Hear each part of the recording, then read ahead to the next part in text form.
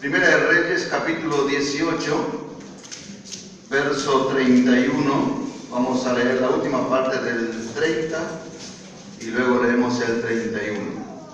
Dice, ¿si encontraron ya?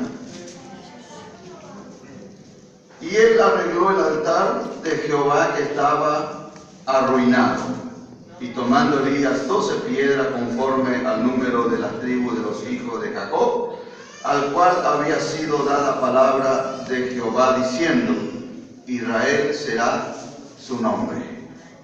Amén.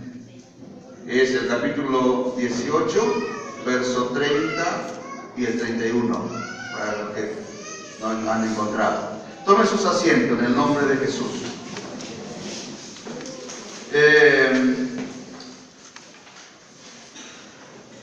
Estos días estaba mirando este pasaje y siempre se escuchó hablar de Elías, del fuego que cayó al altar, de los bueyes, del sacrificio, bueno, de todo lo que concierne en el pasaje, ¿no es cierto?, de que cayó fuego del cielo, que Elías degolló a los profetas de Baal en el monte y después, bueno, todo lo que sucede, el caso siguiente. Pero me llamó la atención cuando la Biblia dice que él tomó 12 piedras conforme a los hijos de las tribus de Israel. ¿Y por qué tenía que tener esas 12 piedras si un altar podía tener 13 o podía tener también 15 o, no sé, 20 si quería, ¿no? Pero justamente tenía que tener 12 piedras. Y leyendo un poco la Sagrada Escritura encontramos que hemos visto cuál fue la razón por la cual también Elías tuvo que poner estas 12 piedras en el altar para edificar el altar de Dios que estaba arruinado. Cuando el altar dice arruinado, quiere decir que estaba derribado, las piedras estaban desparramadas por todos lados, no había ofrendas al Señor en ese altar, porque Israel había abandonado ya hacía mucho tiempo el altar de Dios. Y cuando el altar se abandona, o cuando un lugar se abandona, después queda frío, húmedo. Cuando usted entra a una casa abandonada, por ejemplo, va a encontrar que la casa es fría, tiene mal olor, húmedo. Bueno, hay bichos por todos lados, hay desorden, mugre, ¿no? Y siempre tiene una casa abandonada, siempre tiene algo que arreglar. Si una casa que se habita a veces tiene algo que arreglar, cuanto más una casa que está abandonada, ¿no es cierto? Entonces, me fui al capítulo 49 de Génesis y entendí algunas cosas que quería meditar en esta noche con los hermanos. Donde Jacob bendice a sus hijos, la profecía de Jacob acerca de sus hijos. Y ahí encontré, hermanos, por qué el altar de Dios estaba arruinado. Y sería también importante que cada uno de nosotros observemos en esta tarde si hay algunas piedras o todas las piedras han caído de nuestro altar, para que en esta tarde podamos reedificar el altar del Señor, para que la gloria de Dios pueda volver a descender en nosotros. Hoy, hermanos, no tenemos nosotros un montón de piedras para allí hacer el sacrificio, sino que el altar de cada uno es nuestra propia vida, nuestro propio corazón, donde le adoramos al Señor, donde le alabamos al Señor. Ese es nuestro altar del día de hoy. Primeramente tenemos a Rubén, el hijo primogénito. Dice, tú eres mi primogénito, mi fortaleza y el principio de mi vigor. Mi primogénito, mi fortaleza y el principio de mi vigor. cuando Jacob era aún todavía joven, muchacho recién casado, nace Rubén, su primogénito, y en ese lugar, en esa edad, nace este varón llamado Rubén, el primer hijo de Jacob, y por eso él lo llama mi fortaleza, es la fuerza de mi vigor. Hermanos, y encontramos entonces que la fortaleza de Israel había caído, ¿no? Dice la Biblia que el gozo del Señor es nuestra fortaleza, nuestra fuerza, el vigor. Ya no podían ellos estar en el altar del Señor porque no tenían fortaleza, no tenían fuerzas. Entonces el apóstol Pablo nos dice en el capítulo 6, verso 10 de Efesios, dice: fortaleceos en el Señor y en el poder de su fuerza. También escuchamos la lectura bíblica que el apóstol Pablo le decía a Timoteo: tú pues esfuérzate en la gracia que es en Cristo Jesús. Le estaba diciendo Timoteo: fortalecete en la gracia de Dios, fortalecete con el poder de la gracia de Dios. Hermanos, cuando nuestras fortalezas se caen, entonces quedamos prácticamente al desamparo, porque la fortaleza es un cerco que se hacía, un muro que se hacía alrededor de las ciudades. Si usted lee la Biblia, va a encontrar que todas las ciudades del tiempo bíblico pues, se construían con fortalezas, con muros. La ciudad de Roma, la ciudad de Asiria, la ciudad de Jericó, la misma Jerusalén. Hasta el día de hoy hay muros que habían quedado de las ruinas de las antiguas ciudades, donde hoy está, por ejemplo, el muro de los lamentos, que es el muro del templo, que estaba dentro de una fortaleza llamada el muro de los lamentos para el día de hoy. Hermanos, ¿cómo está ese muro en nuestra vida? ¿Cómo está esa fortaleza? Cuando Nehemías vuelve para reconstruir la ciudad de Jerusalén, dice que los muros estaban derribados, las puertas estaban quemadas, y esa fortaleza, el enemigo entraba y salía cuando quería y llevaba todo lo que había en la casa, en el pueblo de Israel, en la ciudad de Jerusalén. No había culto, no había alabanzas, el templo estaba derribado porque la fortaleza estaba caída. Entonces, hermanos, cuando cae la fortaleza, también se derrumban montones de cosas con eso. Y el enemigo entra y roba las cosas que están guardadas dentro de esa fortaleza. Hoy, claro, ya no hay unas murallas alrededor de las ciudades. Hoy las ciudades son más modernas, los países son más modernos, tienen aparatos tecnológicos que los resguardan de sus enemigos, de los ataques, como por ejemplo los radares para la navegación, los satélites, que son los que van detectando los peligros, los puntos donde hay ataques. Entonces ya es más moderno, se usa más esa clase de muro. Pero, hermanos, y Rubén era esa fuerza que tenía Jacob, ¿no? Cuando él engendró a Rubén, era un muchacho todavía lleno de vigor, lleno de vida. Y él dice: tú eres la fuerza, tú eres la fortaleza de mi vigor. Hermanos, esa fuerza que teníamos para servir a Dios, para cantar, esa fuerza que teníamos para venir a la oración, esa fuerza que teníamos para estar en los cultos cuando había convocatoria, esa fuerza que había para venir a preparar los equipos para el culto, para venir a preparar la música, para venir, hermanos, y estar en comunión con los hermanos. Cuando se cae eso, entonces se empieza a desfallecer las fuerzas y el culto se va perdiendo de a poco. La primera piedra, la fortaleza. Segundo, ¿quién era el segundo hijo? Simeón, y el tercero Leví. Simeón y Leví están juntos. Las mismas cosas le sucedieron a los dos, las mismas palabras para los dos, para Simeón y para Leví.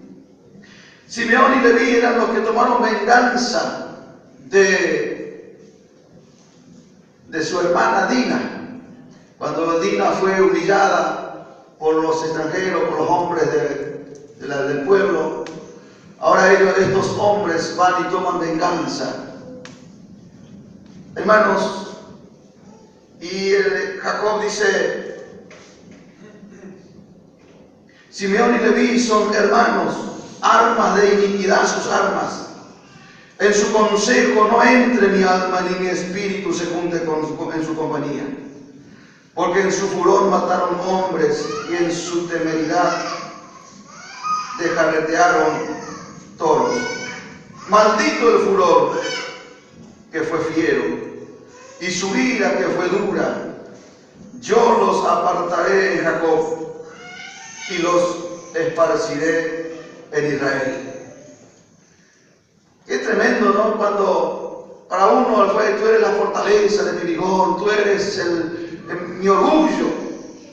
Al otro le dice, yo no puedo juntarme con ustedes, porque ustedes son hombres malos, que tomaron venganza, no dejaron la venganza al Dios del cielo.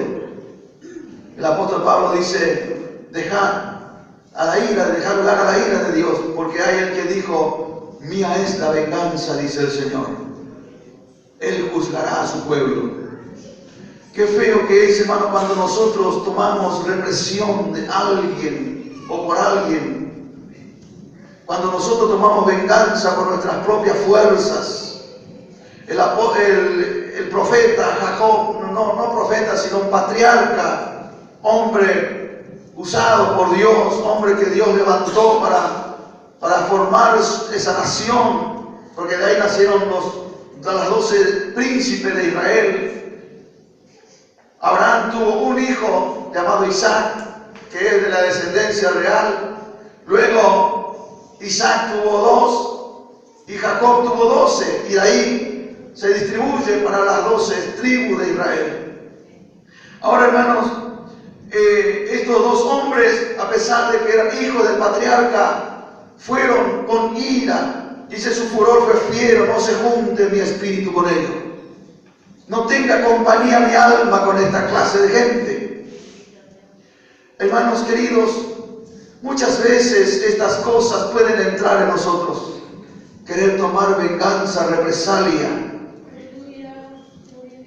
Dios no se agrada de la persona vengativa, del hombre y la mujer vengativa. Dios rechaza y dice, mi espíritu no se junte con ellos.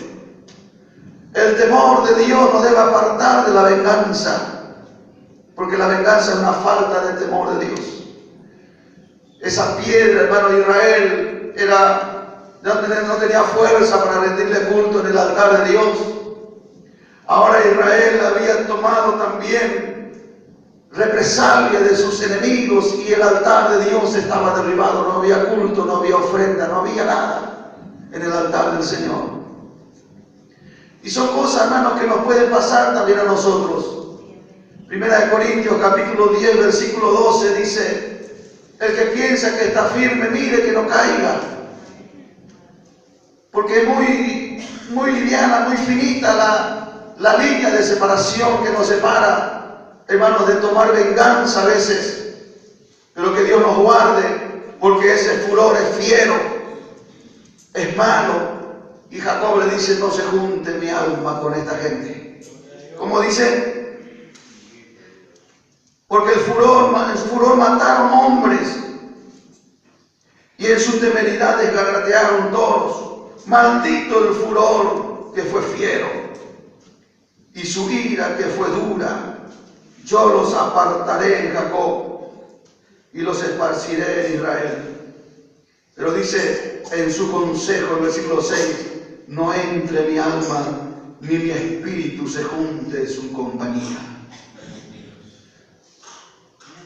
No tener, hermanos, compañeros vengadores, no estar en no participar en la venganza, no ser cómplices de venganza. A pesar de que él era el padre de estos 2 hombres, de Simeón y Leví, él era, hermanos, el hombre que los trajo, que los crió, que los mantuvo como padre. los abrazó cuando nacieron, les besó, los abrigó, trabajó para que ellos tengan sustento, pero ahora dice yo, mi espíritu no se puede juntar con ellos a pesar de que son mis hijos, los amo, los quiero, pero su furor, su venganza es mala. Así que hermanos, cuando nosotros queremos tomar venganza de algo o por algo, también es otra piedra que está caída del altar. Ya tenemos dos piedras que se han caído del altar. La fortaleza y ahora la venganza que viene por estos hombres. En vez de dejar lugar a la mano de Dios, ellos hicieron justicia por mano propia. El cuarto, el que más nos gusta, ¿no? Judá. Judá es el que tomó luego el lugar de Rubén, que fue el de la realeza, que es de la realeza, y por lo cual hoy el pueblo de Israel se identifica, o nosotros los identificamos, no por sus tribus, sino cuando decimos judío, ahí metemos a todos los de las 12 tribus, como que es la que resalta. Y dice, Judá es alabanza. Hermanos, cuando ya no hay más, dice Judá, te alabarán tus hermanos. Todos, hermanos, porque de la tribu de Judá vino el Salvador. De la tribu de Judá vino Cristo, nuestro Redentor. Y cuando Israel salía a la batalla, los de Judá estaban siempre en las avenidas, que salían el ejército marchando con sus miles y miles de hombres. Toda la tribu de Judá con trompetas, con címbalos, con instrumentos de música, a los costados de las avenidas donde marchaba el ejército, estaban ellos para despedir a su ejército, a su nación que iba a la batalla, con música, con cánticos, con alabanzas a Dios. David, que fue uno de los grandes adoradores de la Biblia, que formó otros de la misma tribu de Judá también, uno de los grandes que protagonizó grandes cultos de alabanzas, también, hermanos, eso se había caído en Israel.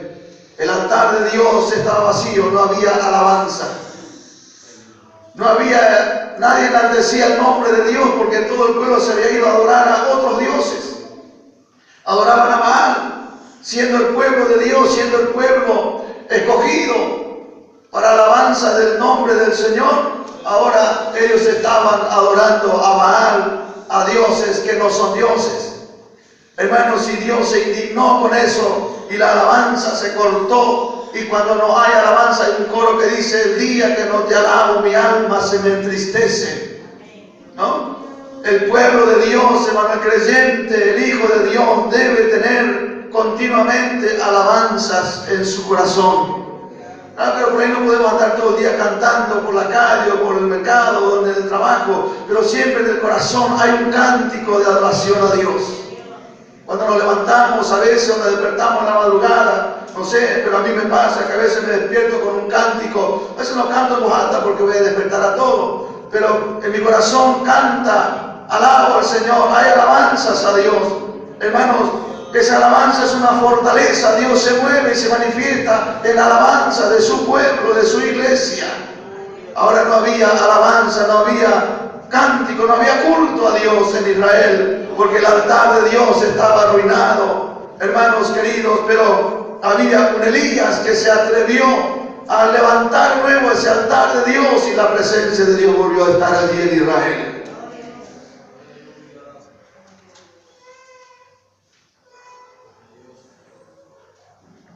Zabulón, puerto de naves, la ciudad de Capernaum correspondía a Zabulón.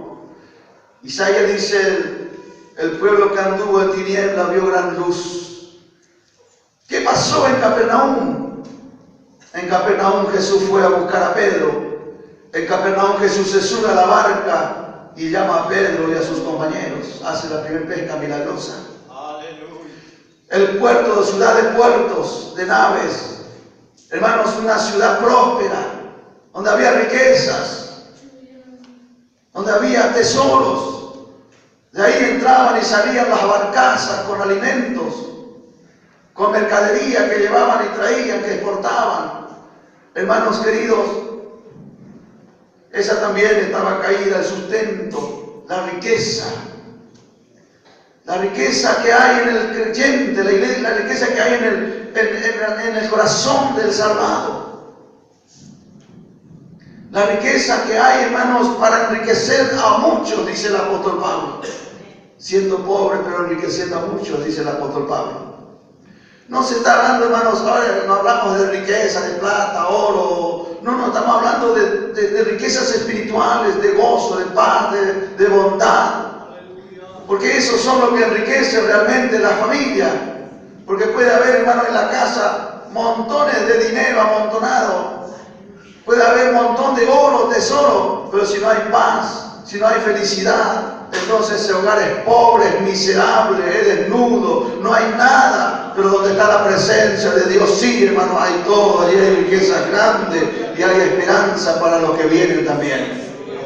Entonces, este puerto, hermanos, de mercadería, este puerto de sustento, de prosperidad, ahora también había caído. No había sustento espiritual. Cuando el altar de Dios se arruina, no hay sustento espiritual en la vida personal, primeramente.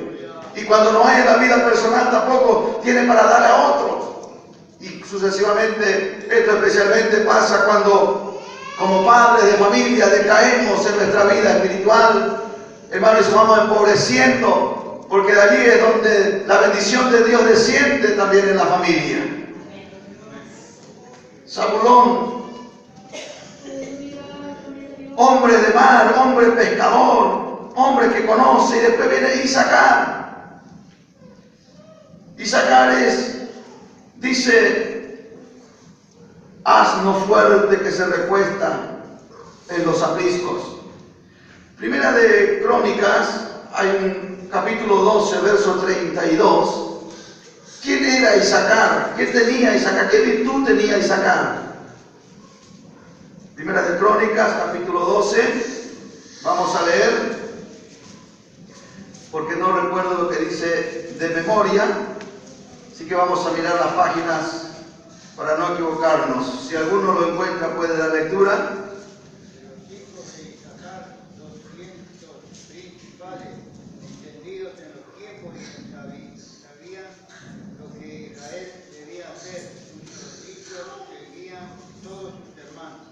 Amén. Isaacar,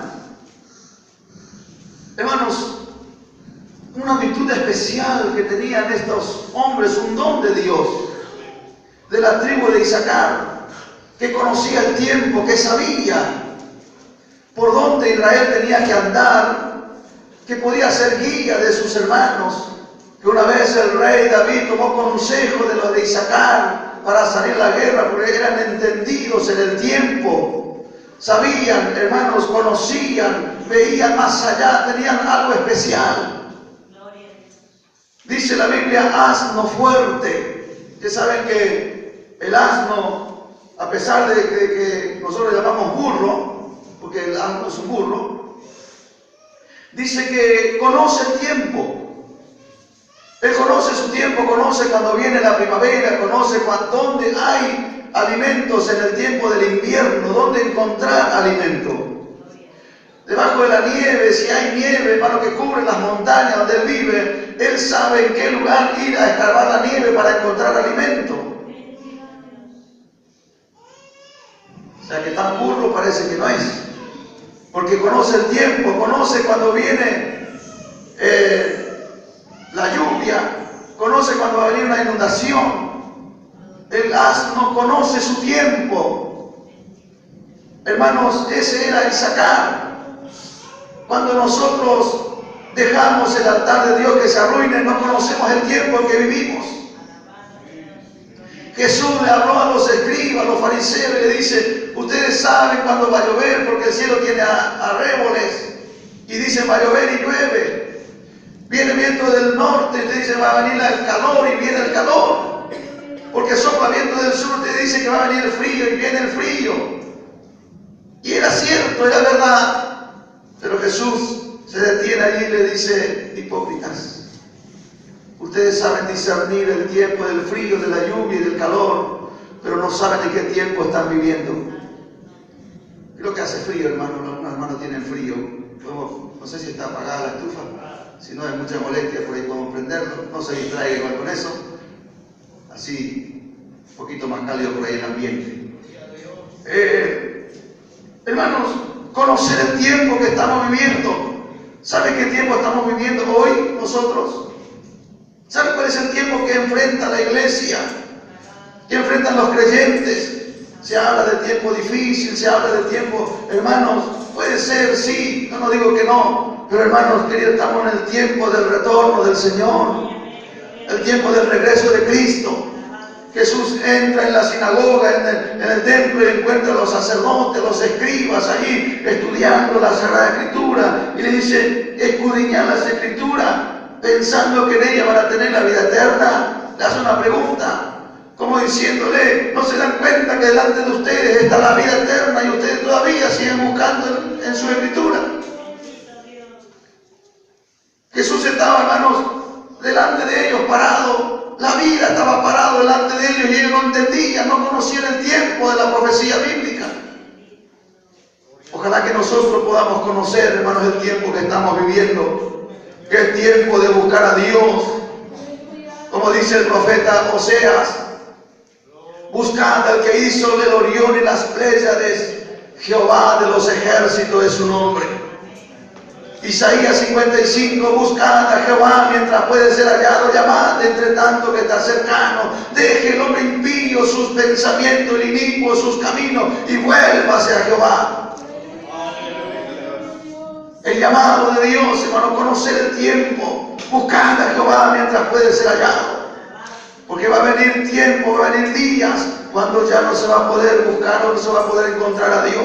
Hoy Dios está cerca. Si usted le llama, Él le va a contestar. Hoy Dios está cercano. Buscad a Jehová mientras está cercano. Hermanos, que va a llegar un momento cuando mucha gente va a gritar y le va a llamar y le va a buscar a Dios y no lo va a encontrar, porque Dios mismo se va a cerrar las puertas y ya no lo va a escuchar cuando se lo llame. Pero hoy Dios está cercano. Llamadle de tanto que está cercano. Deje el impío sus caminos, el inicuo sus pensamientos, sus razones, y vuélvase a Jehová, el cual tendrá de él misericordia. Amén. Amén. Dan, los hijos de Dan. Dan es el número 6, 5, el 7. El juicio. Cuando en la casa de Dios no hay juicio. Cuando los creyentes no somos juiciosos. El Nuevo Testamento habla, dice, prudente. Cuando el apóstol Pablo habla de los requisitos a los obispos, dice que sean prudentes. En otra versión dice juicioso. Cuando no hay justicia. Cuando no se hace justicia, cuando cada uno, como en tiempo los jueces, hace lo que se le da la gana. Cuando en una casa no hay justicia, no hay juicio, no hay prudencia. Entonces, hermanos, también de la misma forma se van derribando una por una esas piedras. Porque cuando ya no hay fuerza, la piedra que cayó no hay fuerza para levantarlo, entonces de uno se van derribando las demás. No había juicio en el pueblo de Dios. Nadie juzgaba con justicia. Hermano, y si hay algo que Dios aborrece, es la injusticia. Que a Dios le molesta tanto la injusticia. también, hermanos, el ponernos nosotros como jueces, a Dios le molesta. La Biblia dice que no debemos juzgar a nuestro hermano, sino que debemos dejar el juicio a Dios. No debemos juzgar porque el juicio condena. Jesús dijo, yo no vine a juzgar al mundo, ni tampoco yo le voy a juzgar en el día postero, mi palabra le va a juzgar. Jesús no vino a juzgar ni a condenar, Jesús vino a salvar. Los que juzgan son los hombres. Si nos ponemos a veces en el lugar de jueces y elegimos quién va a ir al cielo y quién va a ir al infierno. Pero eso no nos corresponde a nosotros, eso es de Dios. Son atributos pura y exclusivamente que le corresponde a Dios. El juicio, prudentes, que se sabe percibir para los días peligrosos. 5 vírgenes eran prudentes y 5 insensatas. Y el resultado fue muy diferente, la insensata de las prudentes. Las insensatas no percibieron que el esposo podía venir más tarde. Dijeron, no, hoy no, mañana. Podemos ir a comprar aceite, total, ya hoy no va a venir. Pero ese mismo día que ellos ven que no va a venir, vino el esposo y ellos quedaron afuera por imprudentes, por falta de juicio, por ser injuiciosas. Hermanos queridos, el creyente no debe vivir desprevenido. Dice la Biblia que el diablo anda como león buscando a quien devorar. Sed sobrio y velad, porque vuestro enemigo, el diablo, dice, anda como león alrededor buscando a quien devorar. Hermanos, él busca, recorre los hogares de los creyentes, aunque usted no lo crea. Recorre la vida de los creyentes, anda alrededor buscando a ver dónde puede meterse, a quién lo puede separar de la manada para arrebatar la presa. A ver quién está medio lastimado, medio herido, y entonces le va y le mete el zarpazo y lo mata, lo devora. Pero tenemos, hermanos, el león de la tribu de Judá que venció. Cristo, el de la gloria, el Señor de señores, que dijo que Él enviaría un ángel que acamparía alrededor de los que le temen para defenderlos. Gloria al Señor. Sed sobrios y velad. Sobrio quiere decir estar firmes en lo que hemos aprendido, en la doctrina, estar firme en el Evangelio, estar firme en nuestra fe, estar firme, hermanos, en nuestra salvación, estar firme en Cristo. Y entonces, pues el diablo cuando viene como león rugiente va a encontrar un creyente firme, no va a encontrar un tambaleante, debilucho, anémico, enfermizo. Estoy hablando en el sentido espiritual, hermanos. Porque puede ser que no pueda caminar porque tiene muchas enfermedades físicas, pero su espíritu está tan fuerte como el apóstol Juan cuando tenía más de 100 años y entraba con ese vigor juvenil en el templo y contagiaba a todos y los estremecía con su sola presencia. Hermanos, el salmista dice, aún en su vejez fructificarán y estarán vigorosos y verdes.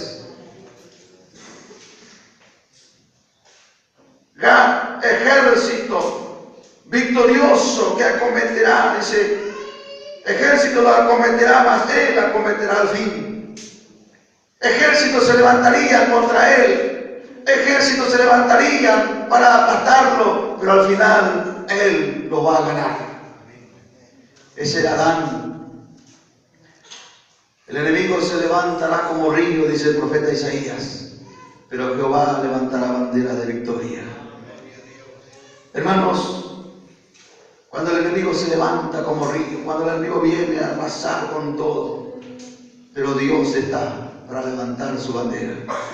Pero cuando la fortaleza del ejército se cae, cuando la fortaleza de la persona se cae, cuando la fuerza se cae, entonces no se puede levantar. Y viene el enemigo y lo arrasa y lo lleva. También esto se había caído, la fuerza para pelear en la guerra. Hermanos queridos, ¿cuántos hermanos hoy tenemos debilitados? Sin fuerza para luchar. La guerra se hace fuerte, la guerra, hermanos, parece que nos va, el ejército parece que nos va a aplastar. y el ejército no tiene fuerza, como dijo el profeta Isaías. Es la hora de alumbrar, ha llegado, y la que tiene que dar a luz no tiene fuerzas. Hermanos míos, pero Dios renueva nuestras fuerzas. Él da fuerza al cansado y multiplica al que no tiene ninguna. Los que confían en Jehová tendrán nuevas fuerzas. Levantarán alas como las águilas, correrán y no se cansarán, caminarán y no se fatigarán. Los jóvenes caen y se desmayan, se fatigan, pero los que confían en Jehová tendrán nuevas fuerzas. El Señor quiere renovar nuestra fuerza también en esta tarde, hermano. Gloria al Señor. Salmo 107, creo que verso 20 dice: y envió su palabra y los sanó y los libró de su ruina. Ellos en su angustia clamaron a Dios y Dios envió su palabra. La palabra de Dios es poderosa para levantar. Hacer, verso 20, hacer pan nutriente. Dice que el pan de hacer será sustancioso. Pan con muchas vitaminas, con mucha proteína. Un alimento bien sustancioso. Hermanos queridos, ¿cuál es el pan que tiene mucha sustancia, que nutre nuestra alma? Es la palabra de Dios. En Israel no estaba la palabra de Dios, el pan ya no estaba. El pueblo se había debilitado, no tenía fuerzas. El pueblo no podía levantarse en contra de la idolatría. El pueblo no podía levantar su mano para levantar y darle gloria al Señor, sino que se doblegó ante Baal porque ya no tenía fuerzas. Porque el poder político lo había arrastrado al mal. La reina, ¿cómo que se llamaba? Jezabel lo había arrastrado a la idolatría, al pecado. Acá el rey de Israel, que tenía que cuidar, se dejó llevar. Hermanos míos, y cuando esto sucede, después tenemos en Apocalipsis un versículo que dice: pero tienes allí a esa Jezabel que se dice profetiza, que enseña a mis siervos a comer cosas sacrificadas a los ídolos y a fornicar.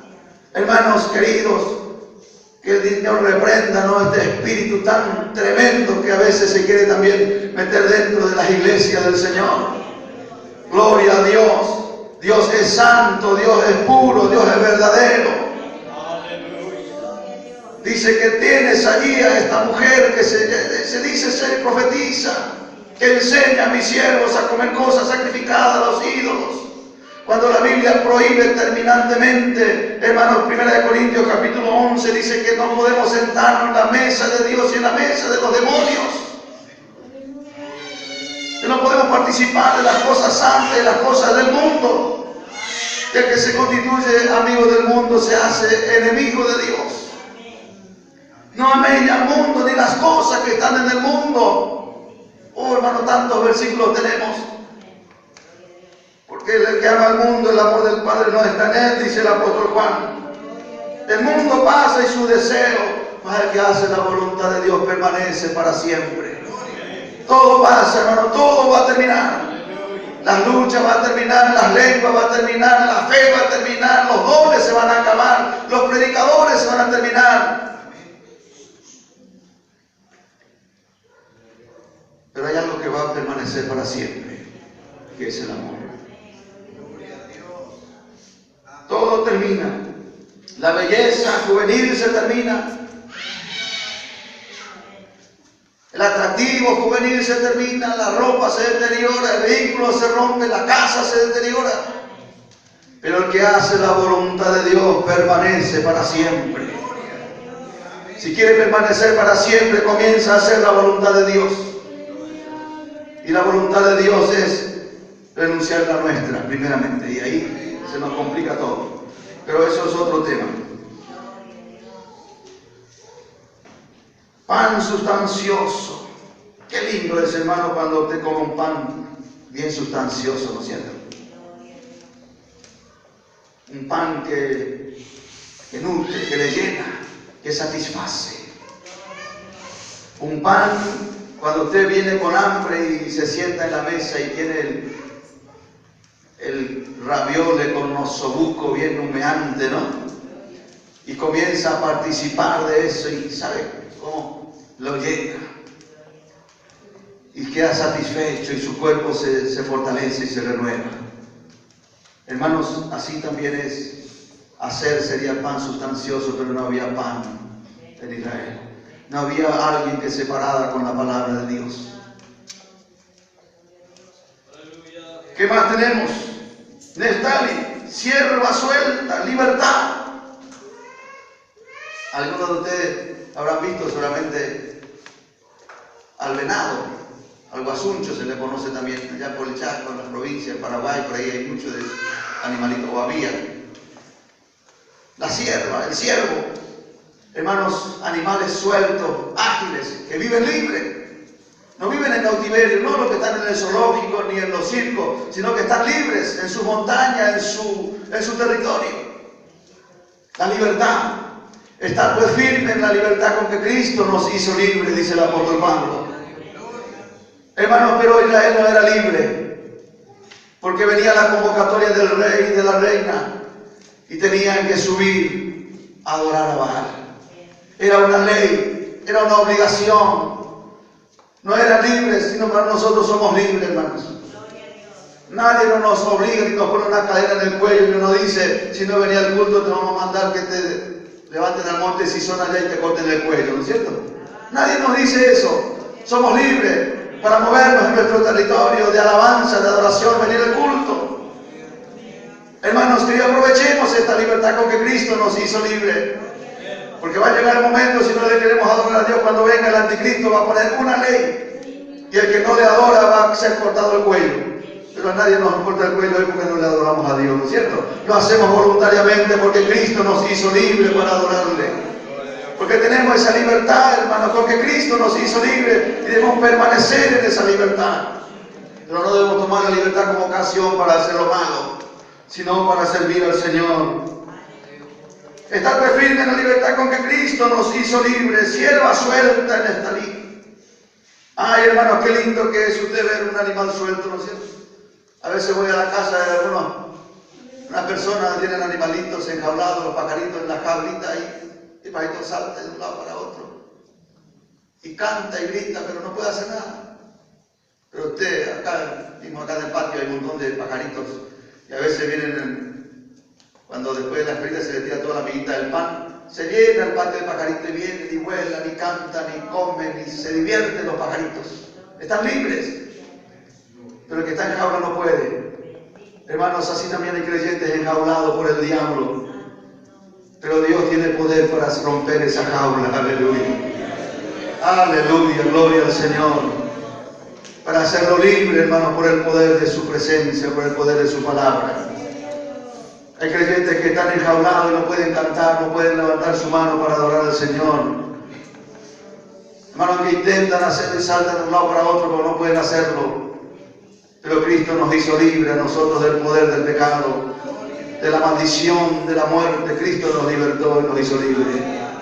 Permanecemos firmes, hermanos, en la libertad que Cristo nos hizo libres. José, rama fructífera, que da fruto. Que se esparcía, hermano, y subía por los obstáculos que tenía. Dice que se iba por encima de los muros. José, vendido como esclavo, despreciado por sus hermanos. Nadie lo quería, porque era el alcahuete de papá. Venía y le decía, papá, mira que Rubén hizo esto, mira, Simeón hizo aquello, mira, papá, pasó esto con aquellos. Y ellos le tenían bronca. Porque venía, contaba todas las cosas que ellos hacían en secreto. Y un día, para colmo de toda su desgracia, tuvo un sueño. Y ahí se le vino el mundo abajo a José. Sino a los hermanos, no a José. Dijeron, vino José y dice, papá, tuve un sueño, que había un sol en el medio del cielo y las estrellas se inclinaban ante él. Y después dice, papá, tuve un sueño que estuve recogiendo trigo en el campo Y recogí las gavillas grandes, hermosas, y lo tenía, y después vi otras gavillas que venían y se arrodillaban, se inclinaban, se doblaban delante de mí y de mi gavilla. Dios le estaba anunciando a José lo que iba a pasar con él. Pero nadie entendía y Jacob se enojó y dice, sí,